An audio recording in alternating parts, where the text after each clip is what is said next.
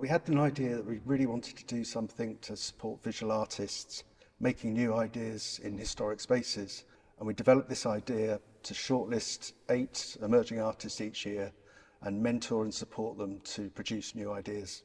My name's Bethany Stead, and my proposal is called The Housekeepers. I explore class and socio-political issues in my work and uncovering hidden stories of working class people. I started thinking about the servants of Seaton Delaval Hall. There's not actually much about specific people who worked here around the 1700s when it was at its most active. I'd love to make a life-size puppet theatre with more figurines and decorated and painted in like surreal, dreamlike ways.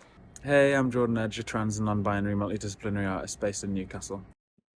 Our project for the Seaton Delaval Hall Emerging Artist Award is called The Lyre of Elysium. It's a large-scale wind harp instrument based around the painting of Elizabeth Delaval, posing with the medieval lyre harp. The harp is a speculation into the writing, imagination and meditations of Elizabeth Delaval.